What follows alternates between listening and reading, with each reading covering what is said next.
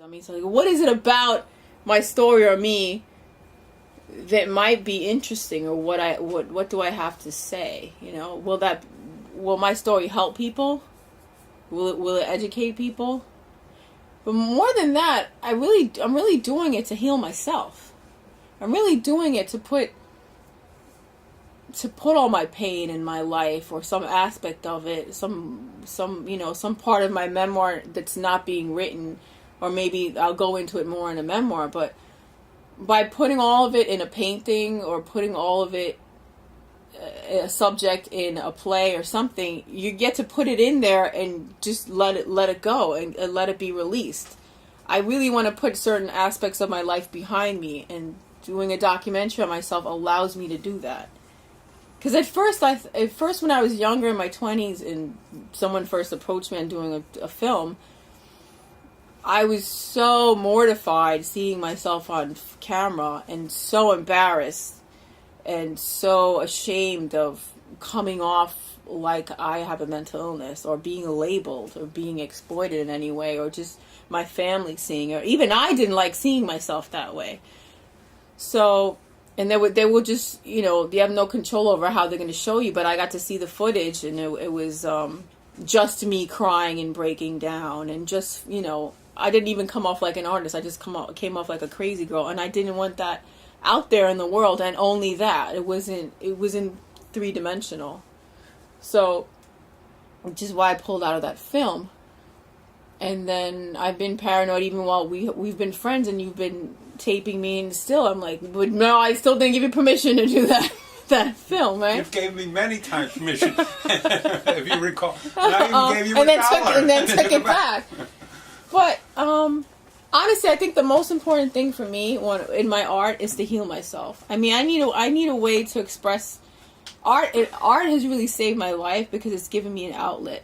It's given me a way to put just anything I was going through in something, whether it was a painting or writing or something.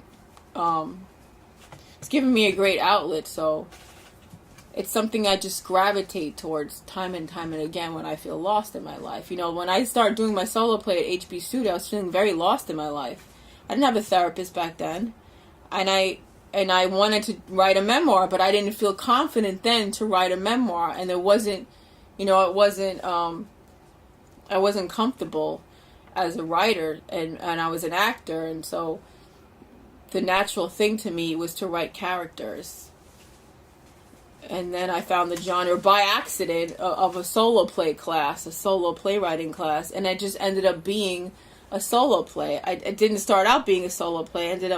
It started being just a play, and then it turned into a solo play. But that's a whole other story. And then with this documentary, I didn't know where it was going to start or where it was going to go, or I just knew that I had this, like most things you create as an artist, you have this compulsion to create. You don't know where it comes from. You just have this compulsion where I have to create. I don't know why. I just know I have to get something out, and what am I going to get it out in, and what is it going to become, and what's the genre, the medium, and it just happens. It just really happens. It takes a life on its own, and ends up being what it, but you do make a choice. Like, am I going to try to paint it out? Am I going to try to write it out? Am I going to try to put it in a film? Like, how, and then you have to make artistic choices. But my film is about anger, and the anger is released, so I hope people get that. I would hope that people see how somebody ends up in a mental hospital, why they end up in a series of mental hospitals, institutions, why they are kicked out of certain places, institutions, like their home, like mental health clinics that don't understand them. School. I was kicked out of college at one point. And a lot of it I brought on to myself, but why does someone act a certain way in society? And why they're angry? Why do children act out? Why do people act out and go to jail or mental hospitals? Or why can't they express themselves in a different way? And anger is a powerful emotion that scares people. My therapist tells me that all the time. So how do you get it out? You go to, for me, I don't know if it works for anybody else, but for me, art has helped me get it out in whatever medium that is, and talking about it in therapy and talking about it with you as a friend, having support from someone that understands you. Because institutions are all about medicating somebody, controlling them, and punishing them. Society is about punishing, putting someone behind bars and jail, and not knowing how to talk to them like a human being, and not seeing them as a human being. So, jails or institutions, which is the same thing in my mind. And institutions like school. You know, I took a sociology class. It was Sociology 101, but all my teacher talked about was, this is an institution that you are in right now. This college that we're in. And you have to, and you're supposed to believe in whatever I'm telling you. I'm teaching you how to, you know, a philosophy, and you're supposed to buy into it. And we're supposed to buy into sitting a certain way in class and folding our hands and being obedient. And this is society, you know? So anyone that expresses or shows some kind of behavior outside the norm, you're gonna get punished. You're gonna be feared. You're gonna be loathed. You're gonna be misunderstood.